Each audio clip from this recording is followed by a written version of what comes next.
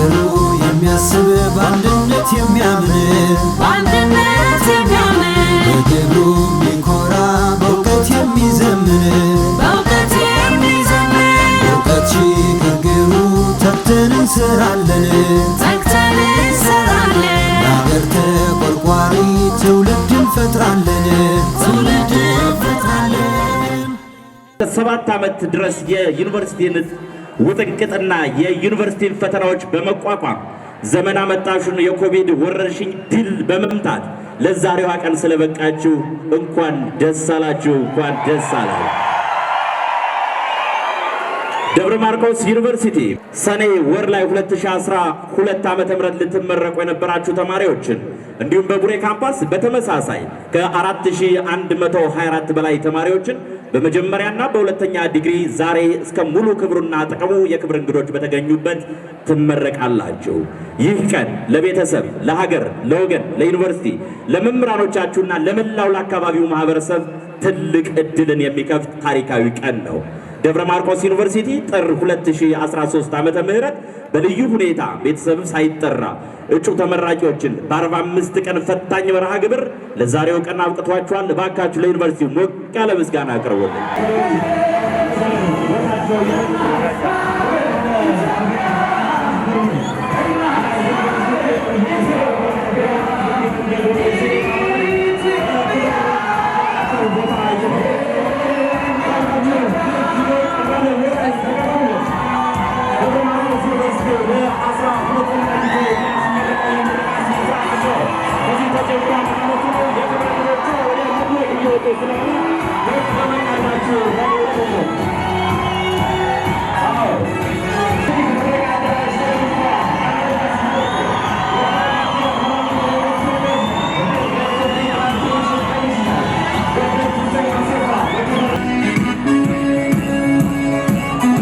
የተከበራችሁ ክቡራትና ክቡራን እንግዶቻችን በድጋሚ እንኳን ደህና መጣችሁ። እባካችሁ ለክብር እንግዶች ሞቅ ያለ ሰላምታ ስጡልኝ።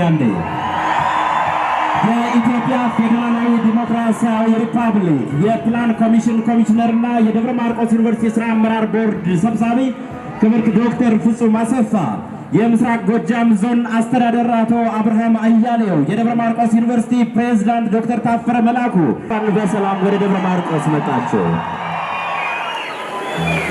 እሺ፣ ከዚህ በመቀጠል በቀጥታ ለእንግዶቻችን የእንኳን ደህና መጣችሁ የጎጃም የባህል የሙዚቃ ቡድን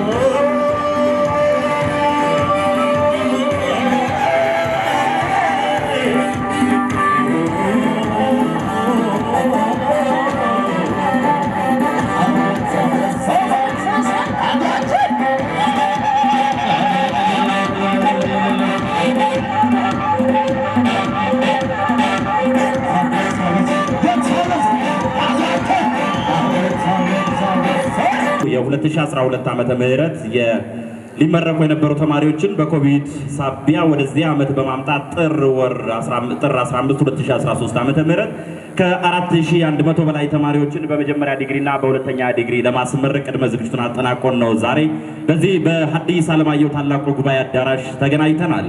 እንግዲህ በዋናው ግቢ ወንድ 1996 ተማሪዎችን፣ ሴት ደግሞ 1268 ተማሪዎችን በድምሩ 3264 ተማሪዎችን በዋናው ግቢ በዛሬው ዕለት የሚያስመርቅ ሲሆን በነገው ዕለት ደግሞ በቡሬ ካምፓስ ወንድ 386 ሴት 274 ተማሪዎችን በድምሩ 660 ተማሪዎችን የሚያስመርቅ ይሆናል።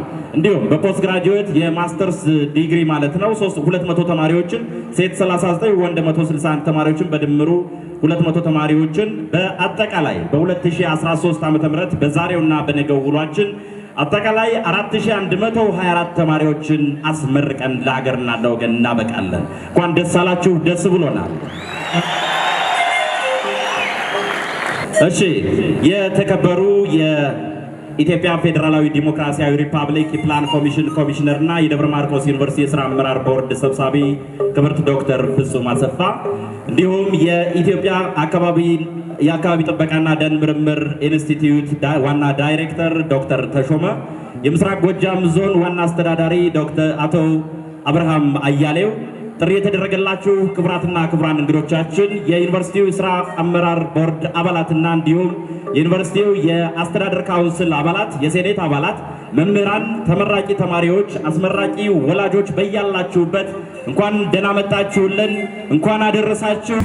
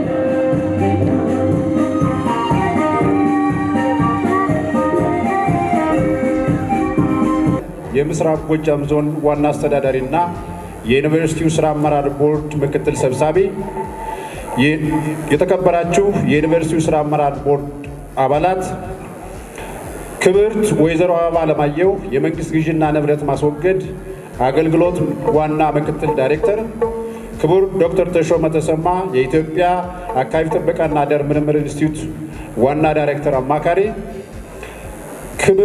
የተከበራችሁ አርቲስቶች፣ ክቡር የዜማው ደራሲ አበበ ብርሃኔ፣ ክቡር የዜማና ግጥም ደራሲው ኢንጂነር ባንጃው፣ የዩኒቨርሲቲው ስራ አመራር ቦርድ አባላት፣ የሃይማኖትና አባቶችና የሀገር ሽማግሌዎች፣ የዞንና የከተማ አስተዳደር አመራሮች፣ የዩኒቨርሲቲው አመራሮች፣ መምህራንና ሰራተኞች፣ የተመራቂ ቤተሰቦች፣ ውድ ተመራቂዎች፣ ክቡራትና ክቡራን፣ ከሁሉ አስቀድሜ የዕለቱ እጩ ተመራቂዎች የዩኒቨርሲቲ ቆይታችሁን ጨምሮ በትምህርት ዓለም የነበሩትን ፈተናዎች ሁሉ ተቋቁማችሁ ለዛሬዋ ጣፋጭ ቀንና ለሕይወታችሁ አዲስ ምዕራፍ ለሆነው የምረቃ ቀን ስለደረሳችሁ እንኳን ደስ አላችሁ። ከሀገራዊ የፖለቲካ ሁኔታ በተጨማሪ በዓለም አቀፉ የኮሮና ወረርሽኝ ምክንያት ከ7 እና 8 ወራት ያላነሰ ከትምህርት ገበታ ውጭ ሆናችሁ የነበረ ቢሆንም ከዚያ ሁሉ ስሜት ወጣችሁ በአጭር ጊዜ ውስጥ ሌት ተቀን በመስራት የሚጠበቅባችሁን የአካዳሚክ ውጤት ማስመዝገብ ስለመቻላችሁ በዩኒቨርሲቲው ሴኔት ተረጋግጦና ጸድቆ በዛሬው ዕለት መመረቅ በመቻላችሁ ደስታችሁን እጥፍ ድርብ ያደርገዋል።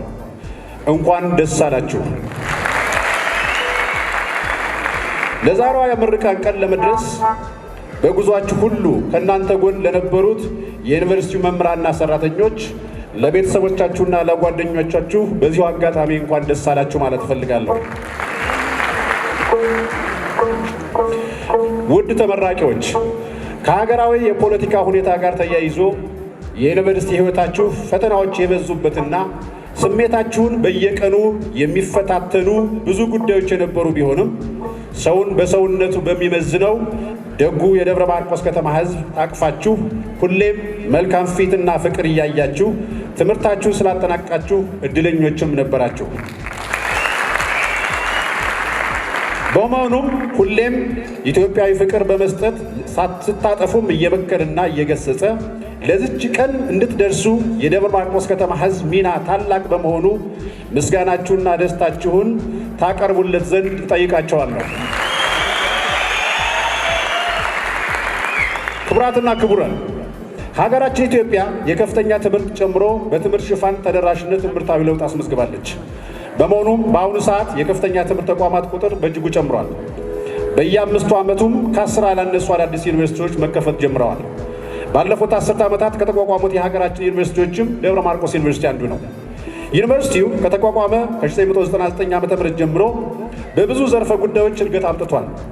በአንድ ፋካልቲ በ8 የትምህርት ፕሮግራሞች፣ በ53 መምህራን፣ በ15 የአስተዳደሮች ስራውን ሀ ብሎ የጀመረው ዛሬ 58 የቅድመ ምረቃ ፕሮግራሞች፣ 58 የሁለተኛ ዲግሪ ፕሮግራሞች፣ 7 የሶስተኛ ዲግሪ ፕሮግራሞች ያሉት ሲሆን በቅድመ ምረቃ በመደበኛውና በተከታታይ ትምህርት ፕሮግራሞች 25127 ተማሪዎች እንዲሁም በድህረ ምረቃ ፕሮግራም በመደበኛውና በተከታታይ ትምህርት ፕሮግራሞች 3868 ተማሪዎች በአጠቃላይ በአሁኑ ሰዓት በዩኒቨርሲቲው ዋና ግቢና በቡሬ ካምፓስ 28995 ተማሪዎችን በማሰልጠን ላይ ይገኛል።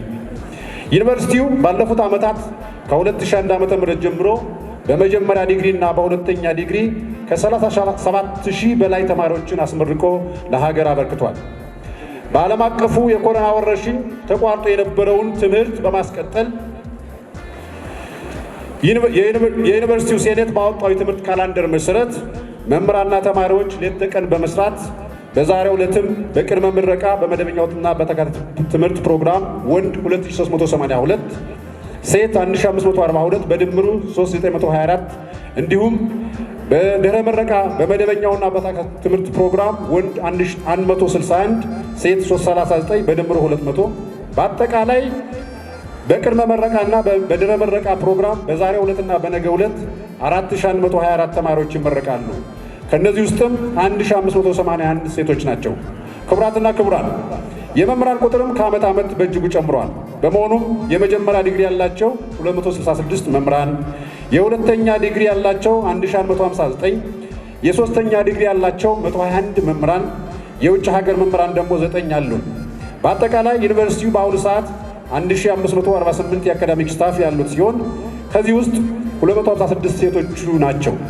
በመሆኑም የሴት መምህራንን ቁጥር ለማሳደግ ተጨማሪ ስራ መስራት ይጠበቅብናል። ካሉን መምህራንም 240ዎቹ የሚሆኑት የሁለተኛ ዲግሪያቸውን፣ 181 የሚሆኑት ደግሞ የሶስተኛ ዲግሪያቸውን በመከታተል ላይ ይገኛሉ። የአስተዳደር ሰራተኞች ቁጥርም ከ1206 በላይ ሆኗል። ክብርት ዶክተር ፍጹም አሰፋ የኢፌዴሪ ፕላን ኮሚሽን ኮሚሽነር፣ የዩኒቨርሲቲያችን ስራ አመራር ቦርድ ሰብሳቢና የዕለቱ ክብር እንግዳ፣ ጥሪ የተደረገላችሁ እንግዶች፣ ክቡራትና ክቡራን፣ ዩኒቨርሲቲው በየዘመኑ የ5 ዓመት ስትራቴጂክ ዕቅድ በማቀድ የተሰጡን 3ቱን ተልእኮዎች በላቀ መልኩ ለማሳካት ጥረት ሲያደርግ ቆይቷል። ከ3ቱ ተልእኮዎች አንዱ በሆነው በመማር ማስተማር ሂደትም ምስጋና ለዩኒቨርሲቲው መምህራን ይሁንና መልካም የሚባል ስም አለው። ዩኒቨርሲቲው ካጀማመሩ ጀምሮ መልካም የመማር ማስተማር ባህል ለመገንባት ጥረት አድርጓል። በ2012 ዓ.ም ምንም እንኳን ሀገራዊ ሁኔታው እጅግ ፈታኝ የነበረ ቢሆንም በዩኒቨርሲቲው ማህበረሰብና በአካባቢው ማህበረሰብ የጋራ ጥረት በዩኒቨርሲቲያችን ፍጹም ሰላማዊ መማር ማስተማር ሂደት በማስፈን መምህራን መደበኛ ስራቸውን በላቀ መልኩ በመፈጸም ከመቼውም ጊዜ በላይ ትልቅ ስራ ሰርተዋል። በ2012 በጀት ዓመትም ሰላማዊ መማር ማስተማር ሂደት እንዲሰፍን ሌት ተቀን ለሰሩ ለዩኒቨርሲቲው አመራር፣ መምህራንና ሰራተኞች፣ ለአካባቢው ማህበረሰብ በዚሁ አጋጣሚ በድጋሜ ምስጋና ማቅረብ እፈልጋለሁ። በኮቪድ-19 መከሰት ምክንያት ከትምህርታችሁ ተስተጓጉላችሁ ሳትመረቁ ብትቆዩም በተደረገላችሁ የመልሶ ቅበላ መሰረት ወደ ትምህርት ተመልሳችሁ እና ራሳችሁን ከኮቪድ-19 ወረርሽኝ ጠብቃችሁ ለዚህ ቀን በመብቃታችሁ ደስታዬን እየገለጽኩ ይህ ተገማችነቱ እጅግ ዝቅተኛ የሆነ ዓለም አቀፋዊ ክስተት ያጎደለብን ብዙ ነገር ቢኖርም ብዙ ነገርም አስተምሮናል። የቴክኖሎጂ አቅም፣ አዳዲስ አሰራሮች፣ ሕግና ደንቦች፣ ፕሮቶኮሎችን እና ዲሲፕሊን ማክበር በአጠቃላይ የዓለም ሀገራትና የሀገራችንን ለዚህ ችግር የነበራቸውን ዝግጁነትና ምላሽ በጥቂቱ የሚጠቀሱ ያየናቸው ጉዳዮች ናቸው። በቴክኖሎጂ በትምህርት እና ምርምር የተሻለ አቅም ያላቸው ሀገራት ትምህርት፣ ጤና እና ሌሎች መሰረታዊ አገልግሎቶች እምብዛም ሳይስተጓጎሉ ለወረርሽኙ 1 ዓመት ባልሞላ ጊዜ ውስጥ ክትባት መቀመም ችለዋል። ውድ ተመራቂዎች፣ ትምህርት ለአንድ ሀገር ኢኮኖሚያዊ፣ ማህበራዊ እና ፖለቲካዊ እድገት ቁልፍ መሳሪያ ነው። በእውቀትና በክህሎት ያደገ ማህበረሰብ ቴክኖሎጂ የመፍጠርና የመጠቀም አቅሙ ያድጋል። ሕግና ስርዓት የሚያከብር እንዲሁም አካባቢውን በውል ተገንዝቦ ጥቅም ላይ ማዋል ይችላል። ዛሬ ዘመናዊ ቴክኖሎጂን መፍጠር የቻሉና በኢኮኖሚ ያደጉ ሀገራት ዋነኛ መነሻ የሰው ኃይል አቅማቸውን በትምህርትና በእውቀት በመገንባታቸው እንደሆነ መረጃዎች ያሳያሉ። ኢትዮጵያም ይህንን በመገንዘብና ኢኮኖሚ በፍጥነት ለማሳደግ ኢኮኖሚ የሚያስፈልገውን በመካከለኛና በከፍተኛ የእውቀት ደረጃ የሰለጠነ የሰው ኃይል ለማቅረብ ትኩረት ሰጥታ እየተገበረች ትገኛለች። እናንተም የዚህ ውጤት አካል ናችሁ።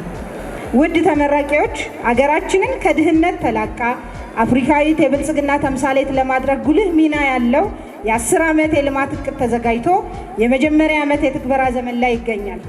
ይህ ርዕይ እውን የሚሆነው እናንተ በዩኒቨርሲቲው በቆያችሁበት ጊዜ በሰነቃችሁት እውቀትና ክህሎት እንዲሁም ስነ ምግባርና ቆራጥነት በመታገዝ ነው።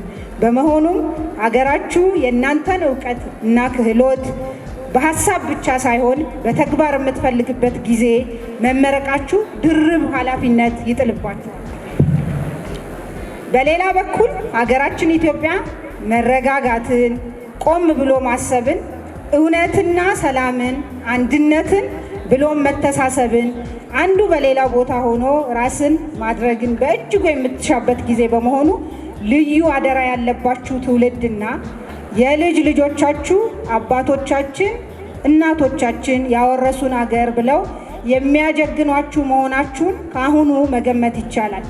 ይህ እንዲሳካ ደግሞ የዘመናዊነት ምልክት የሆኑትን ዲሲፕሊን፣ ጠንካራ ሰራተኝነት፣ አገልጋይነት፣ እውነት፣ ምክንያታዊነት፣ ማስረጃን፣ ወንድማማችነትና እህትማማችነትን፣ መተሳሰብን እንደምትመርጡ ጽኑ እምነት አለኝ። ውድ ተመራቂዎች፣ በቀጣይም ሀገራችሁን የምትመሯት የምታስተዳድሯት በዓለም አቀፍ መድረክ የምትደራደሩላት እናንተ ናችሁ። በመሆኑም በተመረቃችሁበት የሙያ መስክ ሀገራችሁን ለማገልገል ከፍተኛ ኃላፊነት ያለባችሁ ጊዜ አሁን መሆኑን ተገንዝባችሁ በምትሄዱበት አካባቢና በተሰማራችሁበት መስክ ሁሉ ግንባር ቀደም የልማት ተዋናይ እንድትሆኑ ከወዲሁ አደራ ማለት እፈልጋለሁ። በመጨረሻም በድጋሚ እንኳን ለዚህ ቀን አደረሳችሁ፣ እንኳን ደስ አላችሁ ለማለት ወዳለሁ። ለ12ኛ ጊዜ ነው እንግዲህ እያስመረቅን የምንገኘው። በክብር እንግዳዋ የኬክ ሴሬሞኒ እየተካሄደ ይገኛል ማለት ነው። እጅግ በጣም እናመሰግናለን። እለቱ የደመቀ ያማረ እንዲሆን ምኞታችን ነው። በሞራል ወደ ቦታቸው መልሱልኝ። የኢፌዴሪ ፕላን ኮሚሽን ኮሚሽነርና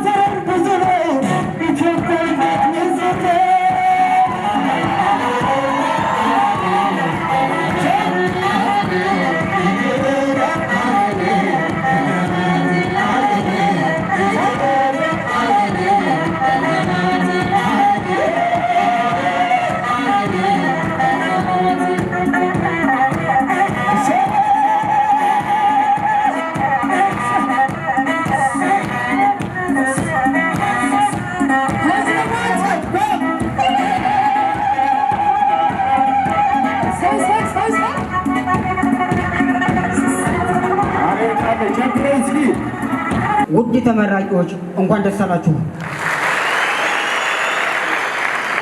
ለእናንተ እዚህ ደረጃ መድረስ የጎላ ሚና የተጫወቱ ወላጆቻችን፣ የዩኒቨርሲቲው አመራር፣ መምህራንና ሰራተኞች እንዲሁም ደጉና ለጋሱ የደብረ ማርቆስ ማህበረሰብ እንኳን ደስ አላችሁ ብቻ ሳይሆን ክብር ይገባችኋል።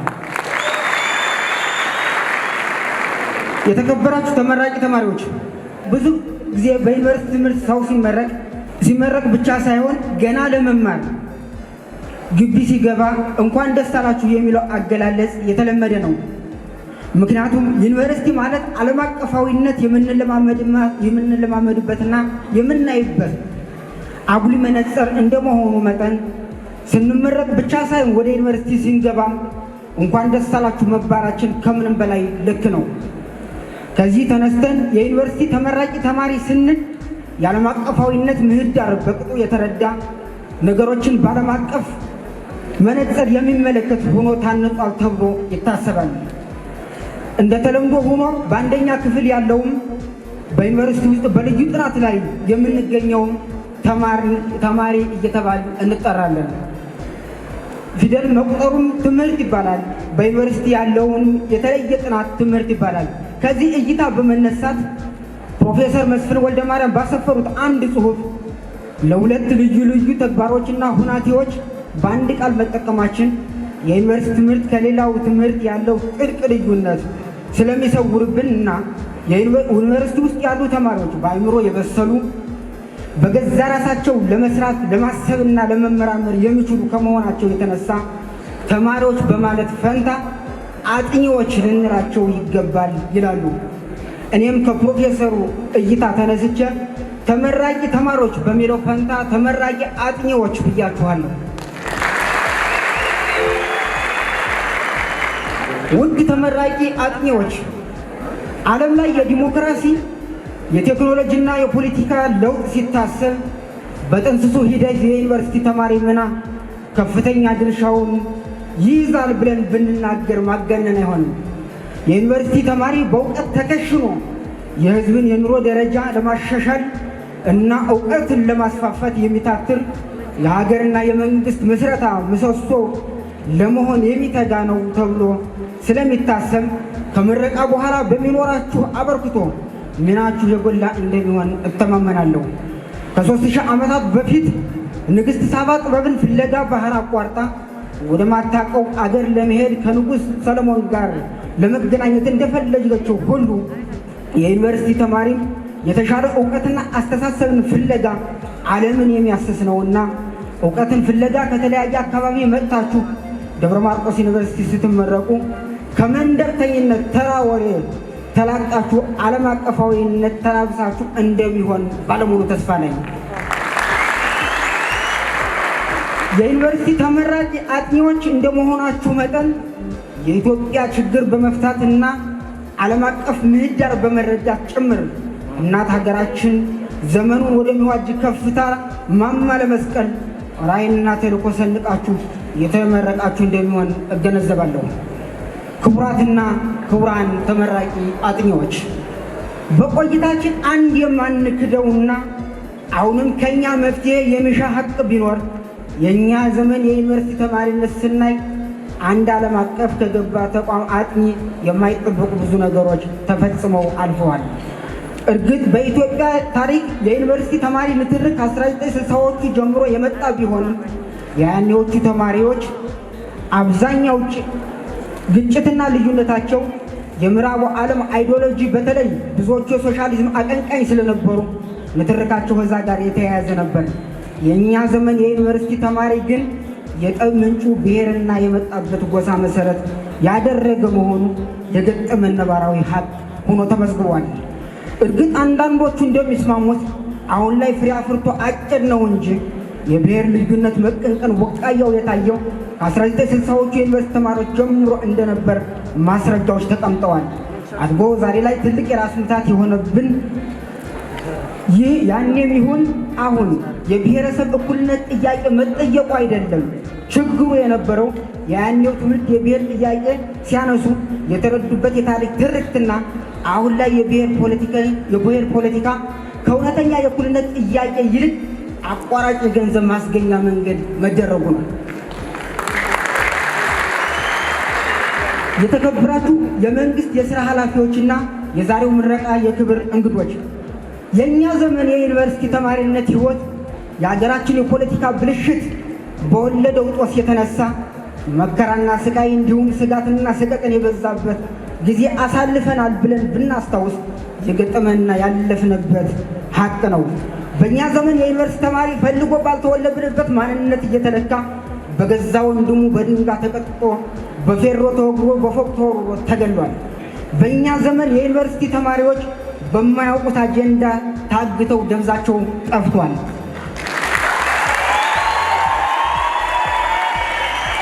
በእኛ ዘመን ምስኪኖች ከድህነታቸው በላይ በማንነታቸው የተነሳ በቀስት ተወግተዋል፣ ታርደዋል፣ ተፈናቅለዋል። በእኛ ዘመን ነፍሰ ጡር እናት በጭካኔ ተገላለች። በእኛ ዘመን ክቡር የሰው ልጅ በገዛ ወገኑ ከኢየሱስ ክርስቶስ በተቃራኒ ተዘቅዝቆ ተሰቅሏል። በእኛ ዘመን የጭካኔ ጥግ ወገን በወገኑ ፈጽሟል። በእኛ ዘመን ለዚህ ሁሉ ጣጣ መብቃት ከሰማይ የወረደ ቁጣ ሳይሆን እኛ የሰራነው ውጤት ነው። በዚች ሀገር የዘር ፖለቲካ ከሚገባው በላይ ተቀንቅኗል። በዚች ሀገር ታሪክ እንደ ታሪክነቱ ለመማሪያ ከመጠቀም ይልቅ ለፖለቲካ ፍጆታ ውሏል። በዚች ሀገር ለብሔር ፖለቲካ ሲባል የጋራ ታሪክና ብሔራዊ ማንነት ለየዘውግ በቅርጫ ሲከፋፈል ከርሟል። በዚች ሀገር ፖለቲካ የፖሊሲና የስትራቴጂ አማራጭ ሳይሆን ቀጥታ ቀረጥ አልባ ንግድ ሆኗል። ውድ ተመራቂዎች፣ በእኛ ዘመን የገጠሙ ችግሮች ስናነሳ ከንፈር እየመጠጥን ለመኖር ሳይሆን ችግሮችን ለይተን በመያዝ ከምረቃ በኋላ ለመታገል ኃላፊነት እንዳለብን ለማስገንዘብ ጭምር ነው። እኛ የዩኒቨርሲቲ ቆይታችን እንደ ዩኒቨርሲቲ ተማሪነታችን የሀገር ጉዳይ ያገባናል ብለን በመነጋገርና በአንድነት መቆም ስንችል ጋላቢዎቻችን የሚሰጡን አጀንዳ ተሸክመን እርስ በርሳችን ስንናቆር መቆየታችን ከምረቃ በኋላ የማይገቡ ትውስታዎቻችን ናቸው ብለን ብንናገር የታዘብናቸውና የማንክዳቸው ሀቆች እንጂ በግምት የተነገሩ አይደሉም። ሁላችንም እንደምንረዳው እናታችን ኢትዮጵያ በብዙ ፈተና ውስጥ እንደመሆኗ መጠን ዘርፈ ብዙ መፍትሄ ከኛ ከተመራቂ ልጆቿ ትጠብቃለች። ኢትዮጵያ የብዙ ሺህ ዓመታት ታሪክ ባለቤት ሆና እያለ እኛን እንደ አላዋቂና እንደ ጅል ተመልካች በመቁጠር ይቺ ምስጢርና ቅኔ የሆነች ሀገር የ100 ዓመት ታሪክ ብቻ ያላት አስመስለው ቅድመ አያቶቻችን ሊያስክዱ የሚሞክሩ ጥቂት ጽንፈኞች ተከስተውባታል። በድፍረትም ኢትዮጵያ ትፍረስ ብለዋል። ምንም እንኳ ኢትዮጵያ አፍራሾቿ እያፈረሰች የምትቀጥል ሀገር ብትሆንም